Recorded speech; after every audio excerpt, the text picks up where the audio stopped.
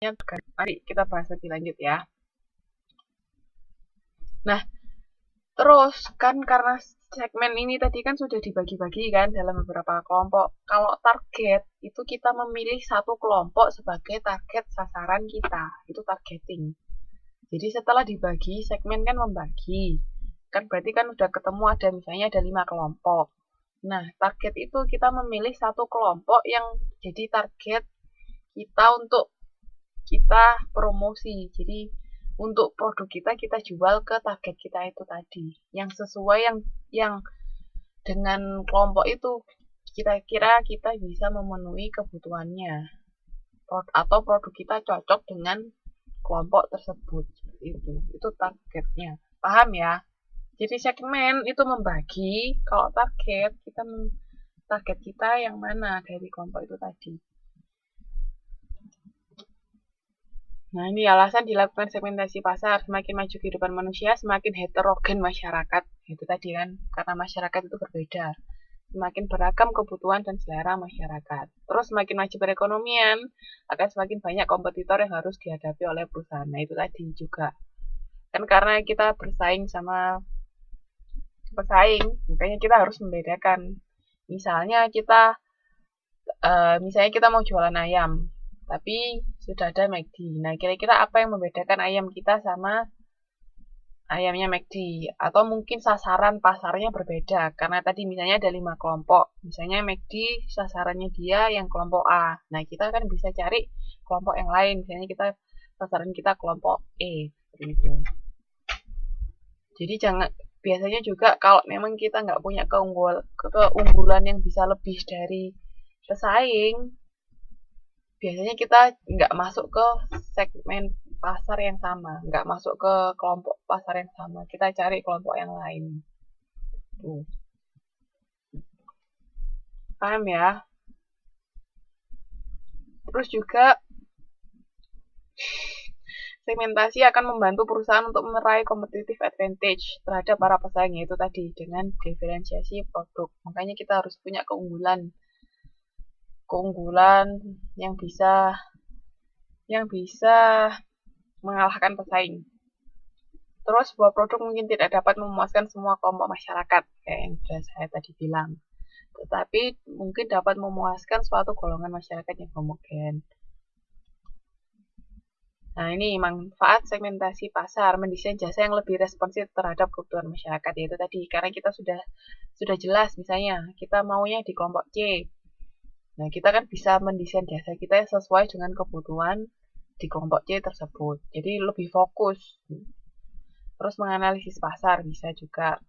Kira-kira target mana yang sudah ada pesaingnya, yang sudah ada yang melayani kebutuhan yang sama dengan yang akan kita tawarkan gitu. Terus menemukan peluang itu tadi kan, terus menguasai posisi yang superior dan kompetitif, terus menentukan strategi komunikasi yang efektif dan efisien. Nah, ini sini maksudnya kalau misalnya target kita anak-anak. Nah, kalau kita kasih iklan di malam hari, kira-kira anak-anak bakalan melihat nggak iklan yang kita tayangkan? Enggak kan? Karena kalau sudah malam anak-anak pasti tidur. Makanya itu dengan adanya segmentasi kita bisa menentukan strategi komunikasi. Kecuali kalau anak-anak mah nggak ada yang gede, Mbak. Namanya anak-anak ya masih kecil. Mas, walaupun badannya gede, bongsor, itu beda lagi. Tapi kan tetap aja anak-anak.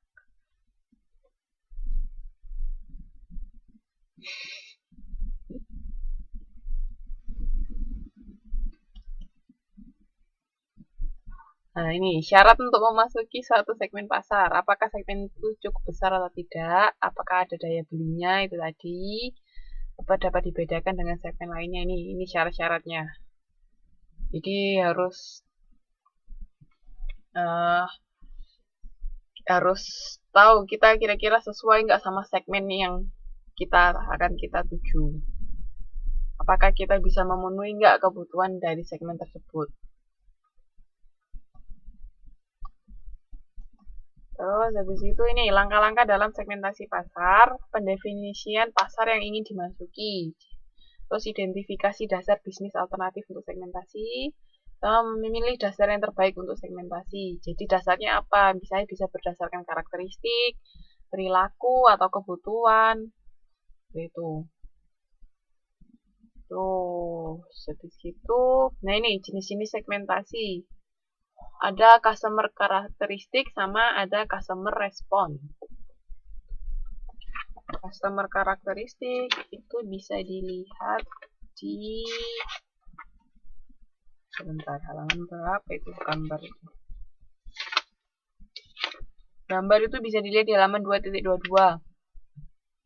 Customer karakteristik itu ada demografik sama sosioekonomik.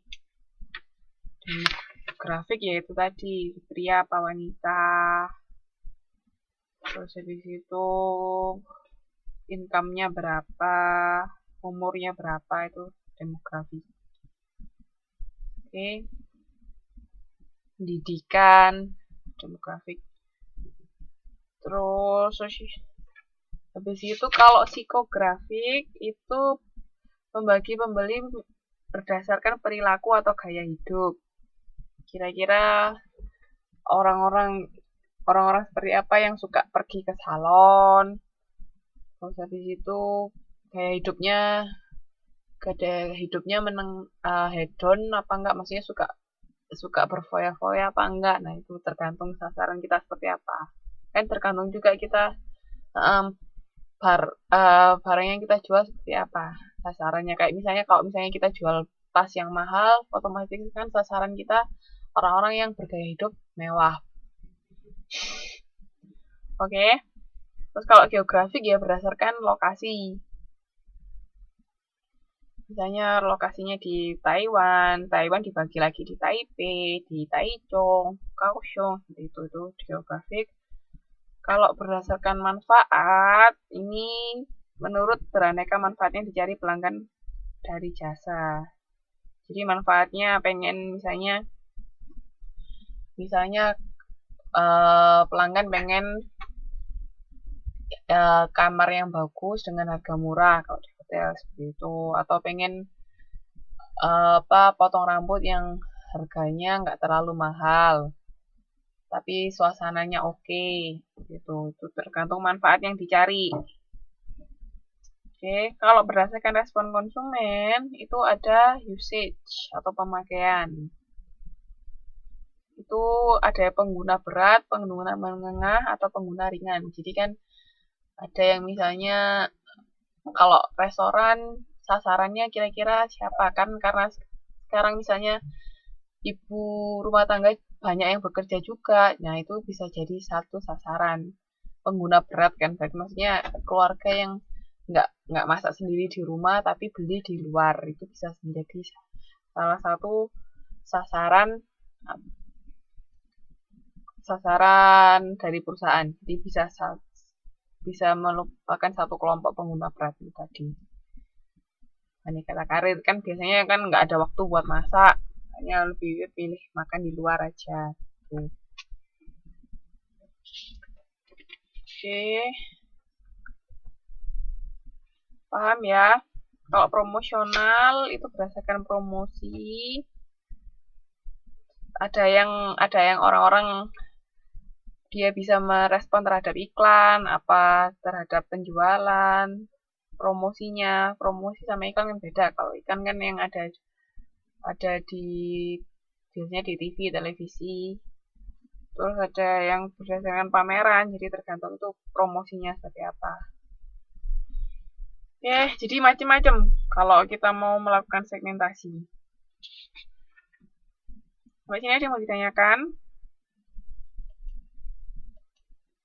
Nah ini, faktor dalam mengidentifikasi dan menyeleksi segmen pasar, ukuran dan pertumbuhan segmen, daya tarik struktural segmen, sama sasaran dan sumber daya perusahaan. Oh ya, ketika kita mau menjual sesuatu itu juga harus disesuaikan dengan sumber daya perusahaan. Jadi misalnya kita punya orang-orang yang ahli memasak misalnya, tapi ahli masakan, misalnya masakan Indonesia. Jangan sampai kita buka restoran Itali. Masuk akal nggak?